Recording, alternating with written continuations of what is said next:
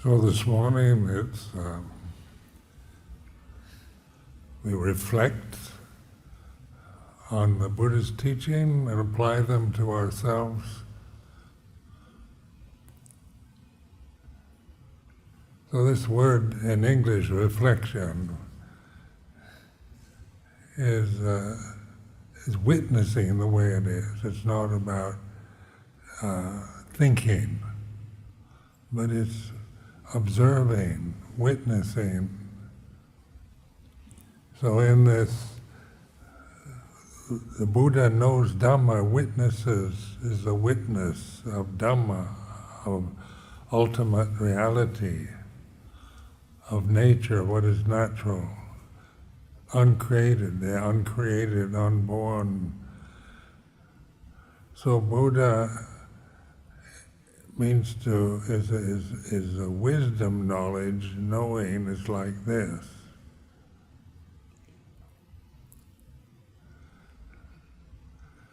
And Dhamma is perfect and whole and complete. So it's not a sankhara, it's not a condition, it's not a phenomenon. You can't objectify Dhamma and see it, hear it, smell it, taste it, touch it, or think it. We have the word Dhamma, which is not Dhamma at all, it's just merely a word. But it's a pointer to witness the experience that we're having through these forms, these separate human forms, these bodies that are sitting here. We're witnessing them rather than identifying with them. So this is very important to see just the relationship of Buddha to Dhamma, and witnessing you at this very moment, witnessing, being aware of the way it is. So the way it is merely a convenient term because it's non-critical, it's not personal, it's not judging the way it is. It's not saying it's good or bad, right or wrong. It's witnessing. It's like this. So the important reflection is all conditions, all phenomena are impermanent. So that's the clue, the key to the door to realize Dhamma, is to not be caught up in the movement, change of the conditions of the body, of your emotions, your thoughts, your memories, because that's where suffering arises, is when we lose that perspective of awareness, we become caught up with identifying with the imperfections, the changing nature of our bodies, of our thoughts, of what we see, hear, smell, taste, touch.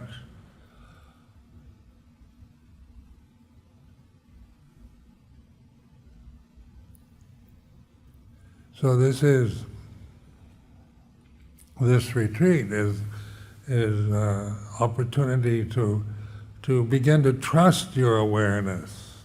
Now this is important, to trust it, because it's here and now. It's not something you have to find and get. It's not something that's missing at this moment.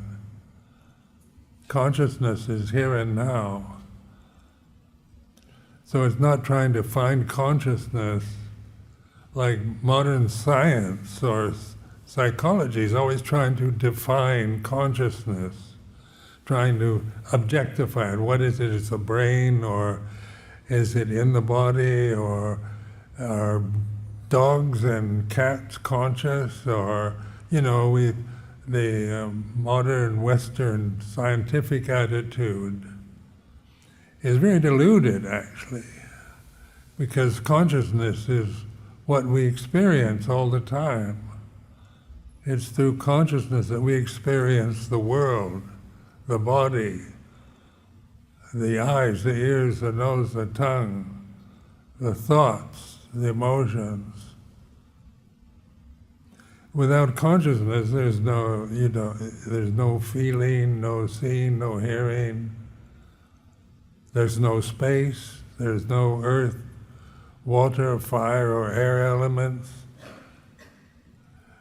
So in this, the Buddha emphasized these 6 elements to reflect upon. So consciousness has no limit. Has no beginning or end. You can't find a beginning or end of it. Space, where does space begin or end? Just visual space. Because we might think the room, the meditation hall is spacious, but the meditation hall is in space. The monastery is in space. Singapore is in space. Planet Earth is in space. So space has no boundary or limit. They're the immeasurables. But without consciousness in space, how could forms manifest in their various conditions, what we see, hear, smell, taste, touch, think, feel, remember? These are forms, phenomena that arise and cease in space, and space itself is in consciousness. So consciousness is something that we trust. We begin to trust it. It's not personal. It's not male or female. It's not Chinese or European. It has no quality, personal qualities or conditions. But without it, if there was no consciousness, there'd be nothing. It's total annihilation.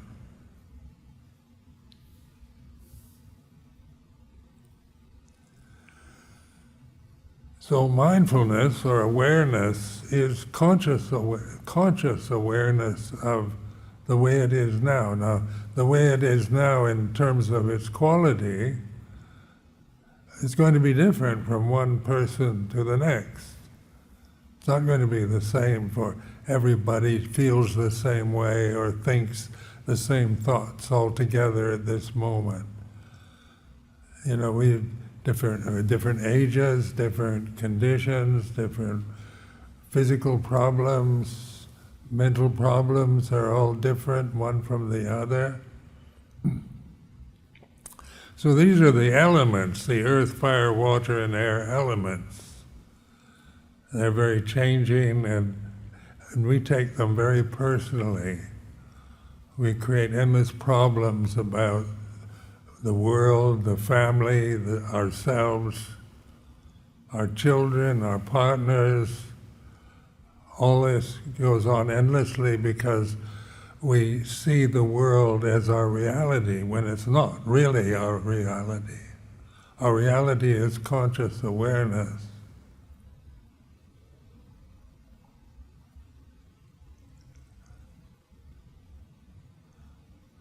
So this is, I'm reflecting for you.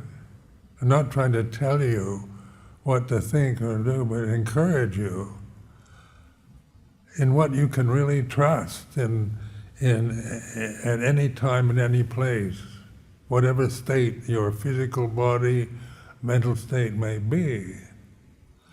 It is the way it is. And this conscious awareness is the gate or the door out of this samsara, or this world of change, of birth and death. So it's through awareness that we realize Dhamma, which is our true nature. It's what we can, what we aren't imagining. We're no longer conceiving, identifying with something impermanent, changing, and unsatisfactory.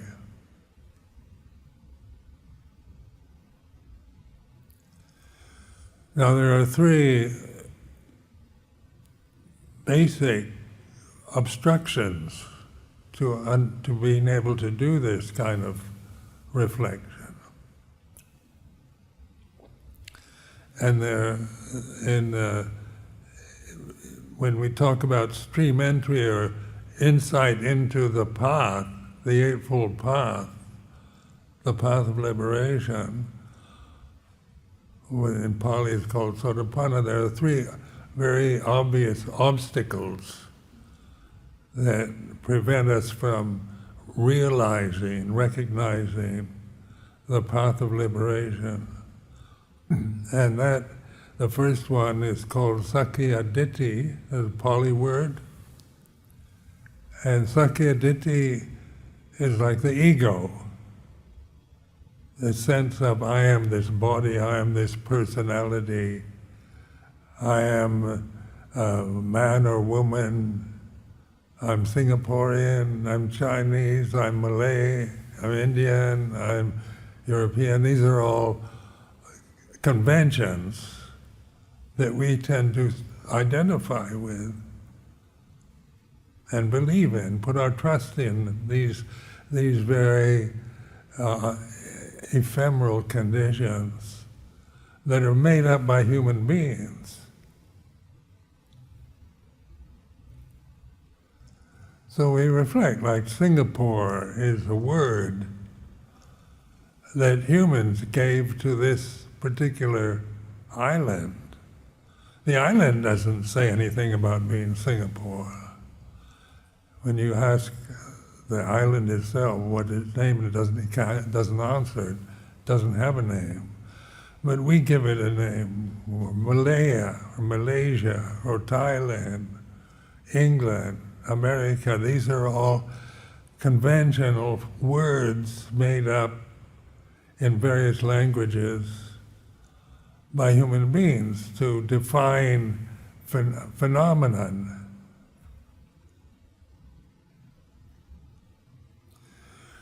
So language itself, when we think, we're conditioned to think after we're born. We are not born thinking.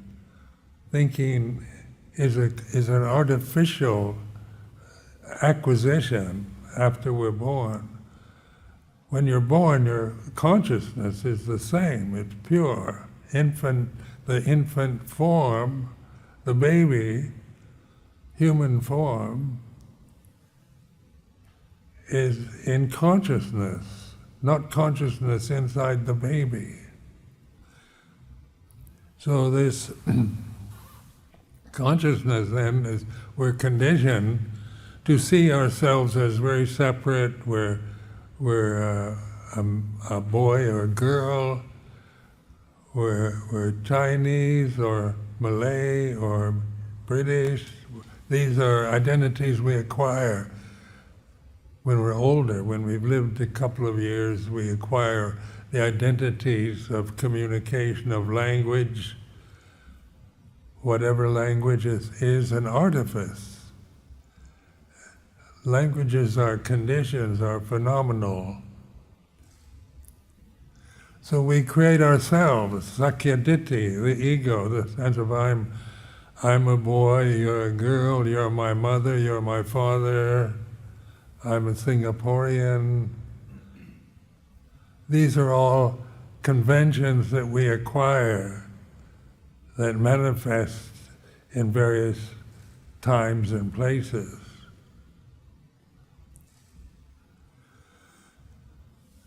So Sakkaya Ditthi is a condition we acquire, the sense of a separate, I'm this isolated body here, seeing myself as separate from each of you, and because I'm sitting here, you're sitting there, what we see, you're an object to my sight, I'm an object to your sight. The whole sense of separateness is reinforced by sensory consciousness. Now the senses, the eyes, ears, nose, tongue, body, brain, are sensory. So this is a sensitive realm. Sensitivity is its very nature. So we have to live a lifetime, however long that might be, in this very sensitive state, which we tend to make judgments about and identify with.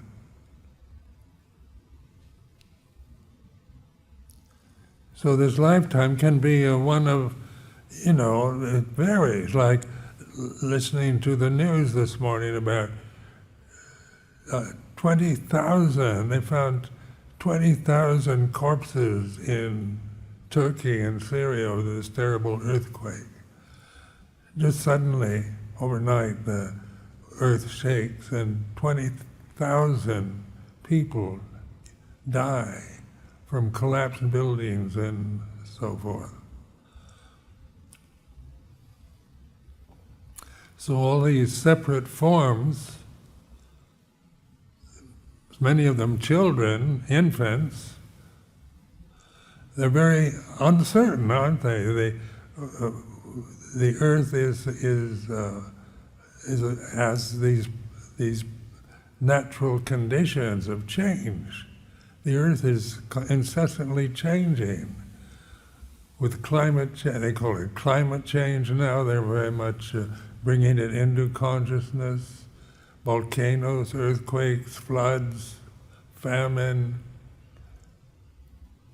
Because that's the nature of this realm. It's about birth and death. It's about sensitivity, pleasure and pain. And so we can reflect on this in this retreat and not see it so personally, but seeing it as just natural phenomena in its natural state of changing, of impermanence, anicca.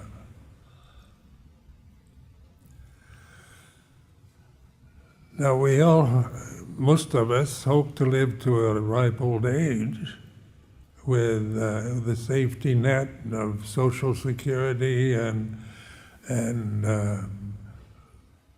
socialized medicine and democratic political systems, and we want our families to prosper and live. We want our children to live longer than we do, and we want to find a partner, a wife or husband that we can live with and be happy with. So there's all kinds of personal desires. Some of them good, some of them not very wise, some of them very ridiculous. But we can be aware of that. So like awareness, conscious awareness, is aware of what you're thinking or feeling or what you desire, what the desire is in your life. So this is where you trust your awareness. You begin to just observe yourself, not judge your ego. It's not about describing yourself as good or bad, right or wrong, wise or stupid. These words don't make sense anymore in the reflective state because they're all impermanent conditions, both right and wrong, good and bad, true and false, heaven and hell, are words created by human beings to describe phenomena for communication in this realm, this sensitive realm that we're experiencing.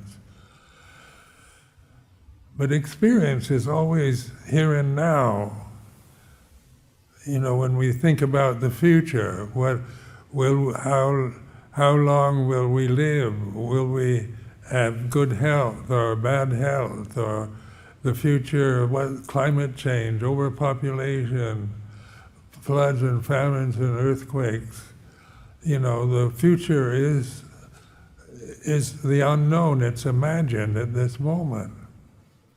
So to know this, we're aware, just imagine tomorrow, you're not experiencing tomorrow, you're experiencing here and now.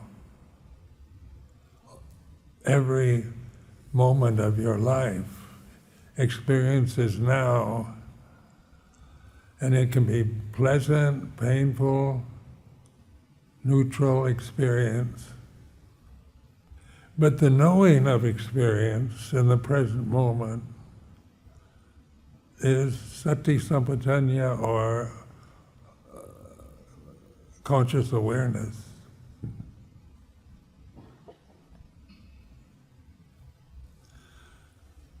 So the ego, and the word ego in English, like if we talk about somebody who very selfish and self-centered, we call them egotistical, which is a pejorative way of looking at somebody. We say they're egotistical, it means they're full of themselves. But we all have egos. We all have memories about our past. We all have judgments about ourselves. We see ourselves in comparing ourselves to others. In modern society, or any society, whatever it might, however advanced or primitive it might be, there's always this competition of jealousy and fear and personal judgments. Because on the level of sankharas, of phenomena, nothing's the same. You know, some people are taller, shorter, some are male, some are female, some are black, some are white. And which is the best, and which is, what do we want to be? We compare ourselves to role models or film stars or leaders and so forth, to compare ourselves with people that we admire or we wish to be like. We start this in childhood.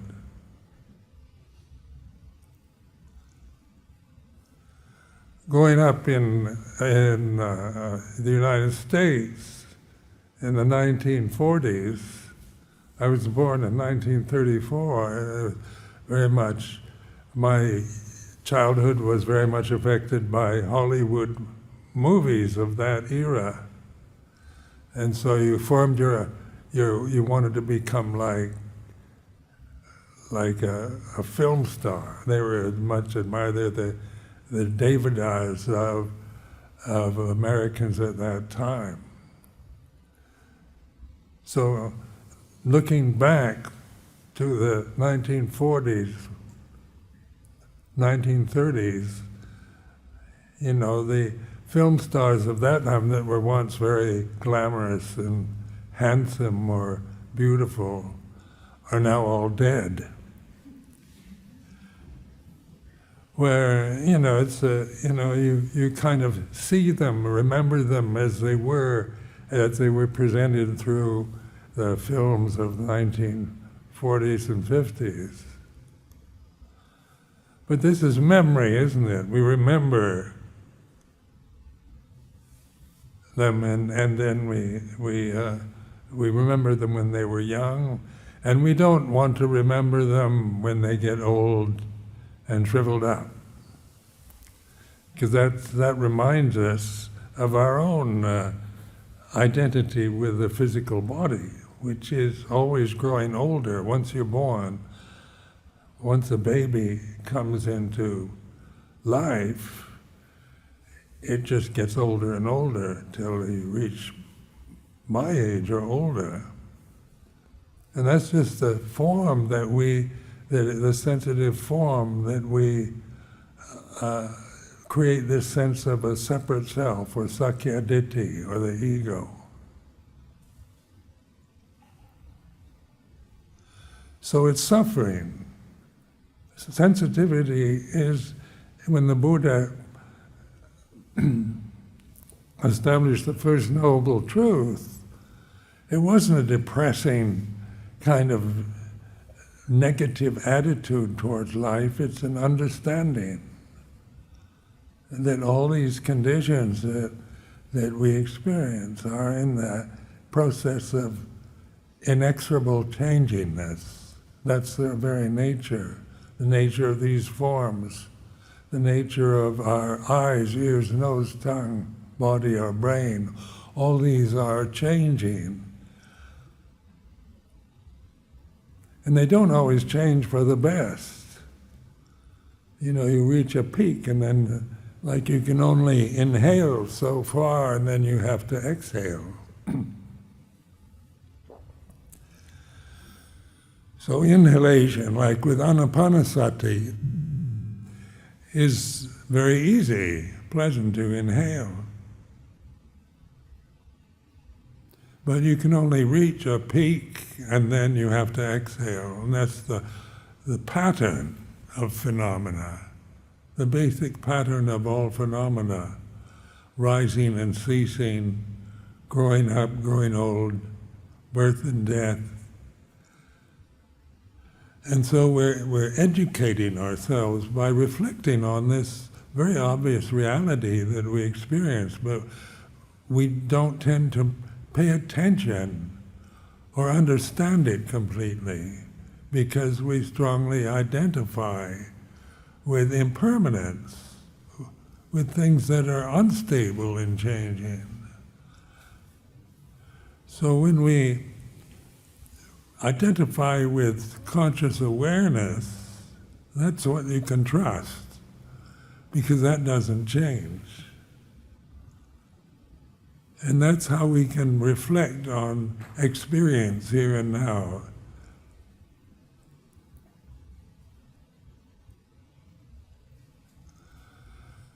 Then the second fetter, or obstruction, after Sakyaditi is called Silabhata Paramasa, which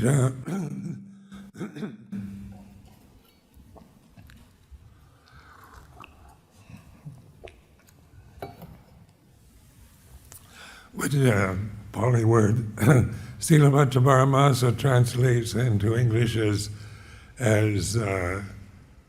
convention,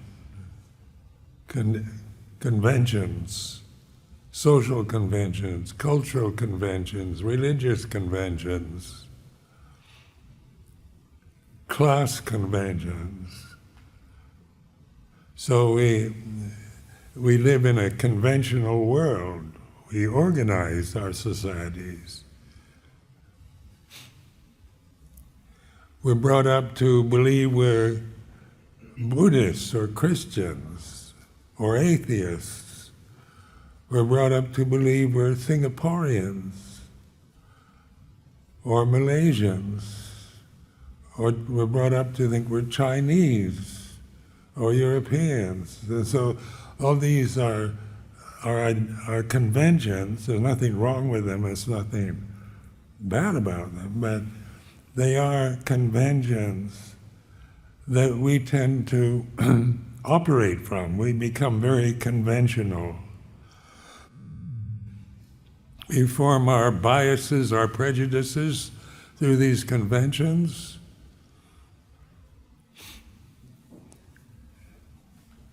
So problems with religion, isn't it? With Protestants and Catholics, or Theravada and Mahayana, or Hindus and Muslims, or Shia Muslims and Sunni Muslims, or Jews, or atheists and Christians, and on like that. There are conventional identities that we're brought up to think of it as wrong or inferior or something evil, you know, so we're brought up to believe that if you're not a good Buddhist, then you're bad, or that if you convert to Christianity, that's wrong. Or in Christianity, it's very strong to convert to another religion. Or if you're Jewish, to be converted to Christianity is like being a traitor to the Jewish race, because that's a identity, conventional identity that is instilled in you when you're a child. So these conventions, we tend to bind ourselves to them and become conventional forms, conventional minds, conventional feelings about, so we can have mass wars. Like what's going on in Ukraine now, this is identity with being Ukrainian rather than Russian. These are conventions that people are dying over, fighting over. Whose land belongs to, does Russia, does Ukraine really belong to Russia? These are conventional conditions that we can take sides. We might be for Russia or for Ukraine, or we're against war. We should stop all wars is a very good idea, but it's still a thought in the mind, it's an ideal.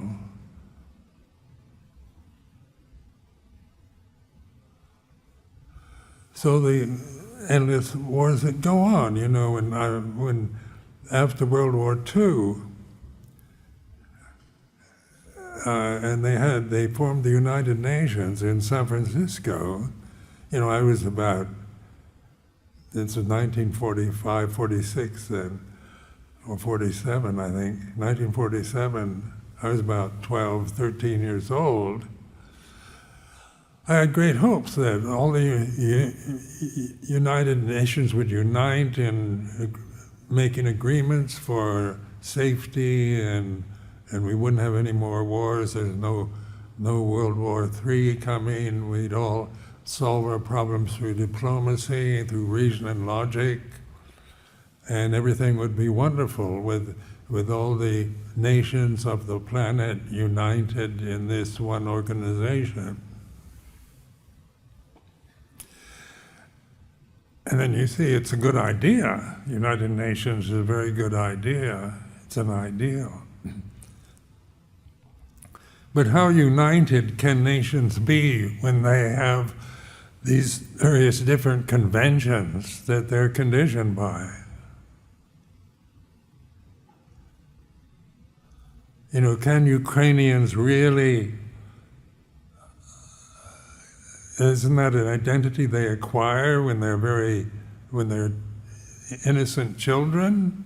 They don't choose to be Ukrainians. They're given that role, instilled in a condition by culture, by identification, and then seeing the Russians as separate. This is conventional conditioning. Or here in Singapore with Malaysia and Malays and Chinese and Hindus and Muslims and so forth. These are strong identities that cause friction and a lot of strife, because we see each other through the prejudiced eyes of conditioning, of phenomenal conditions that we didn't ask for or acquire voluntarily. We're conditioned by them from an early age, in our innocent childhood. So like racial prejudices are conditioned, they're not natural. Gender prejudices between men and women, all these are conditioned. The strong identity with masculinity, with femininity, then we tend to take sides, see each other in terms of a threat or a compliment or whatever. But it's Silabbata Paramasa, conventional conditioning that's acquired during your early years, the innocent years of childhood. Like a child is innocent. it doesn't pick or choose, it just absorbs what is given to it by its parents, by its family.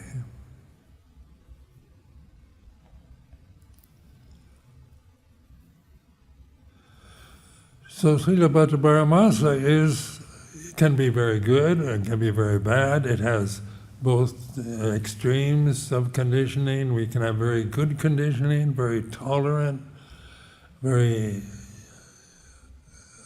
magnificent ideals, be brought up with very beautiful ideals, anti-war, equality, freedom, all the best that you can possibly think are ideals. Or we can be brought up in families with very narrow views of, if you don't agree with me, you're wrong, you're going to hell, and they can be very mean, they can be cruel.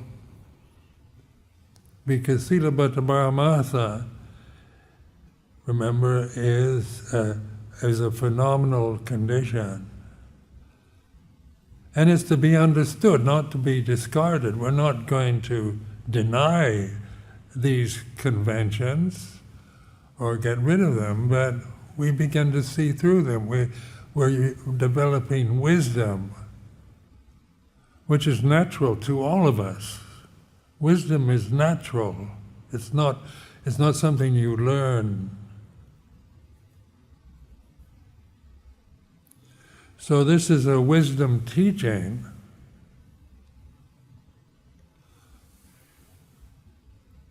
but in itself it's a teaching, it's a phenomenon. But it's pointing to wisdom, to learn to trust awareness. This is where your natural state of wisdom can manifest in dealing with the problems of life, of society, of family, and so forth. It's through wisdom that we can resolve conflicts and problems that arise, personal conflicts, family conflicts, national conflicts.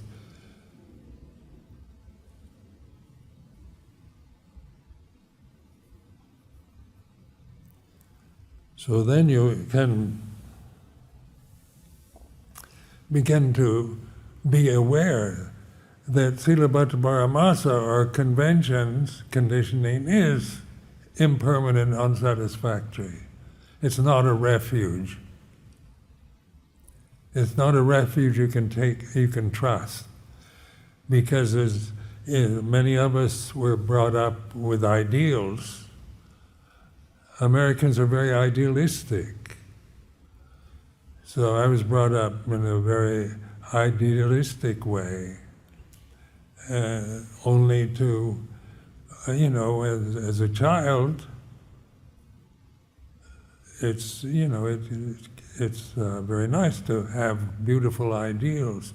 But as you grow older, you see that like democracy or freedom or racial equality and all these are very good ideas, but that's not the way life is.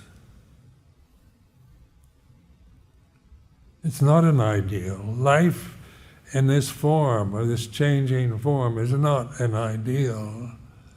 An ideal is created in the mind, so you can think where everybody's free and everything's fair and there's justice, there's no corruption, there's equality, there's love, compassion, there's consideration.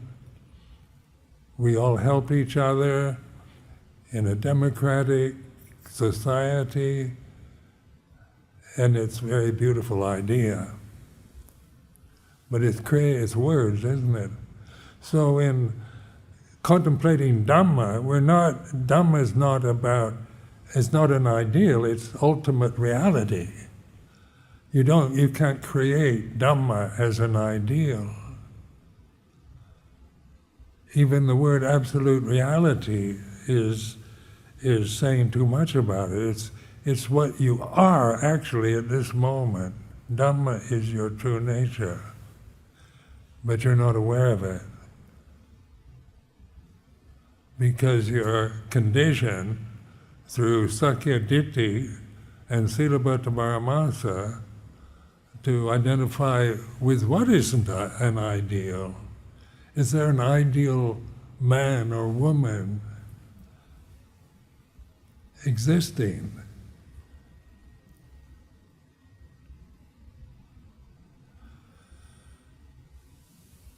An ideal wife or husband, an ideal prime minister or president, an ideal king or queen. These are, you can create images of how kings and queens, prime ministers, presidents, husbands, wives, women, men should be according to an ideal. But these forms are not ideals. The male form is not ideal, female form is not ideal. They're changing conditions dependent upon food for existence. These bodies are food bodies. We have to feed them all our whole life to keep them going. When we identify with a food body, and whether it's beautiful or young or male or female or ugly or deformed, and we have our biases, prejudices, preferences. But awareness, conscious awareness is the gate to witnessing these conditions. Now this gate to the deathless is here and now, so it's not something you're going to get at if you do a lot of meditation. It's something that's naturally yours.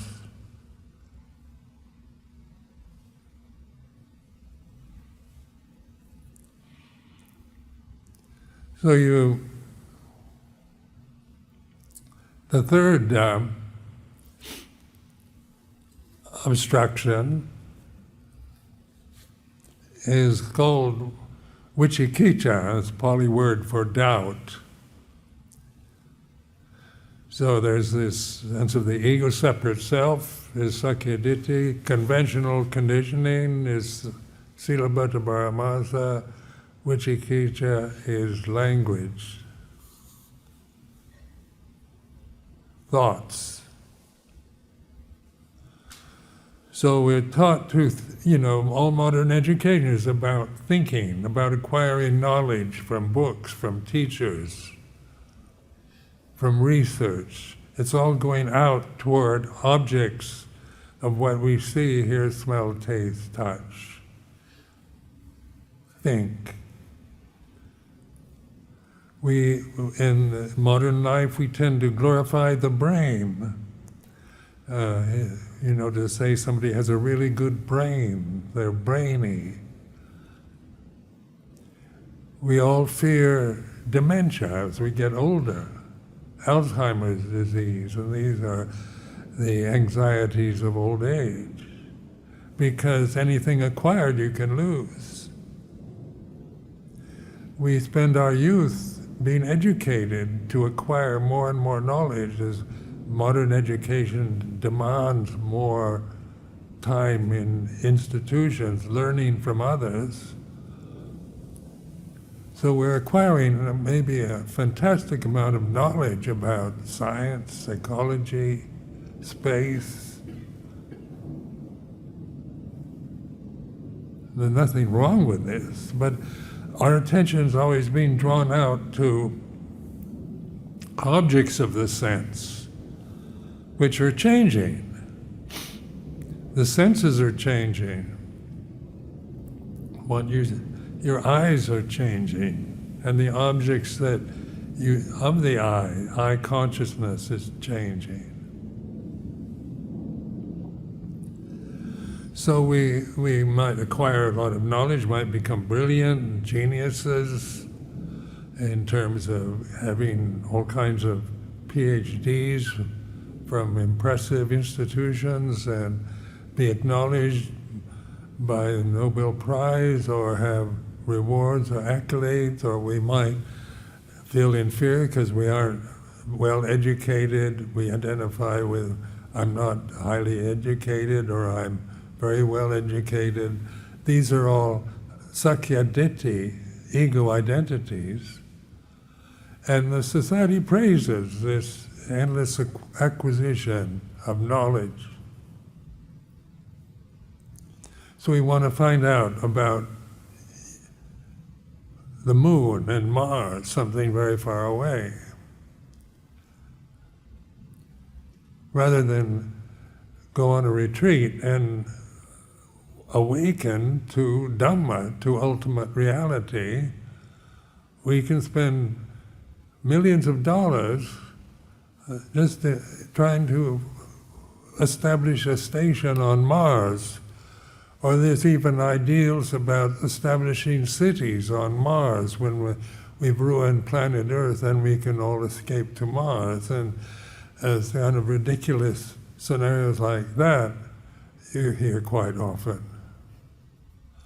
And Mars is very far away. It doesn't look like, the photos taken of Mars doesn't look like anything any place you'd want to live. Where when you look at planet Earth, those photographs of planet Earth from the moon, planet Earth is very beautiful. It's a beautiful planet. But it's changing.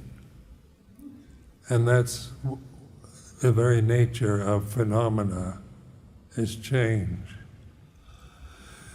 So words, languages, for communication about experience, but we're very attached to words. So we want words, names for everything.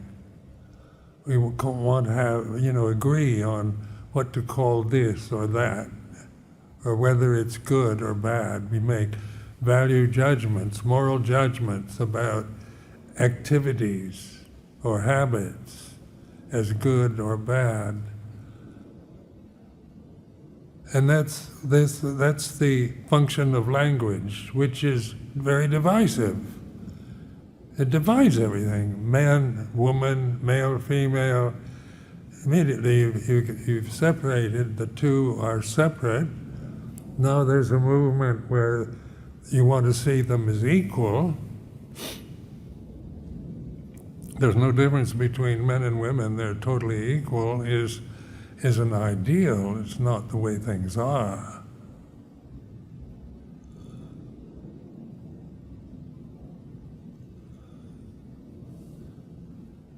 So to recognize an ideal is how an individual imagines things should be.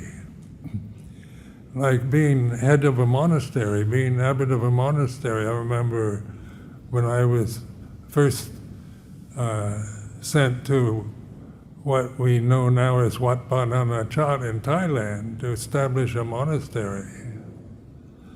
I had an ideal for Wat Pah Nanachat, and I was going to establish a perfect monastery, but I couldn't do it. And became quite obvious within the first few months. The ideals were good. They were good ideas. But Wat Pah Nanachat is a label I gave to the monastery. Before it was just a forest, a charnel ground for the village of Bung Wai, which is about half a mile away.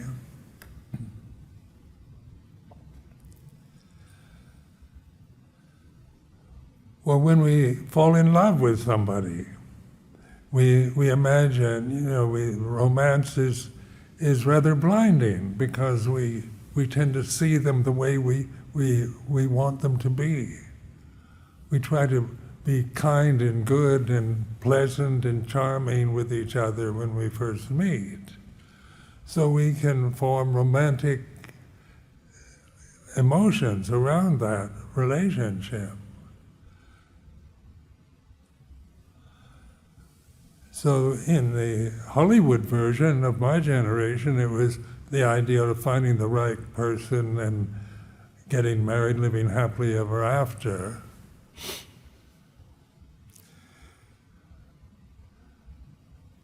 But that's not the way life is. You don't live happily ever after.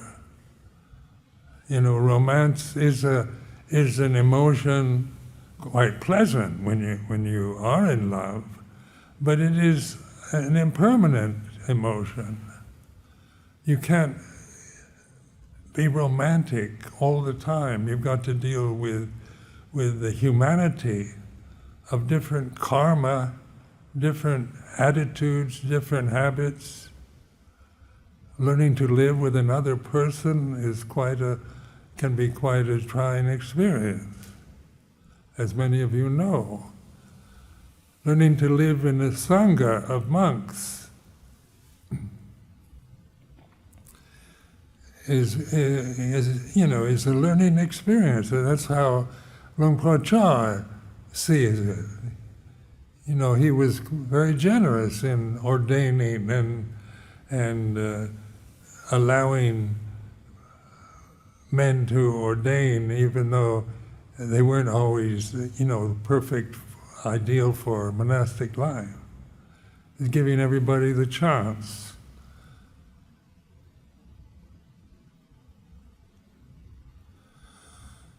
But then the practice is awareness of how we affect each other. So in the Sangha life, I remember learning to,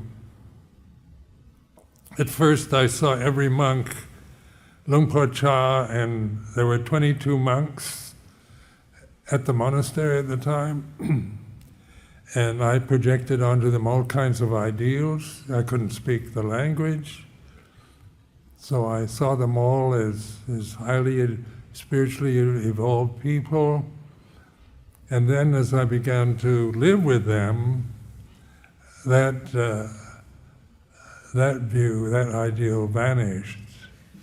You're living with other male human beings, and which you don't understand. You didn't have a language to communicate in, and a different culture, different everything. So you can become critical. You like this monk, but you don't like that monk. This monk is a good monk, that one isn't a very good one. But then through reflecting on my likes and dislikes, I could see, this is a creation I make out of my conditioning as an American Buddhist monk about Thai monks that I'm living with, and that I'm just getting caught in the trap of preferring some people over others, or liking some, making judgments about people, other people. So I used to contemplate space when we would have meditation sessions at Wat Pah Pong. Contemplate the space between the monks, because space doesn't have any quality other than spaciousness. It's not pleasant or painful, it's not good or bad, right or wrong. The forms in space, when you begin to reflect on them, they're according to Buddhist teachings, they're empty phenomena. These forms are not kind of permanent, established forms that last. We call them empty phenomena in space, arising and ceasing. So you're developing wisdom, you're allowing natural wisdom to influence conscious awareness in your life. So you realize your true nature is wisdom rather than ignorance, no matter what, whether you're well educated or not.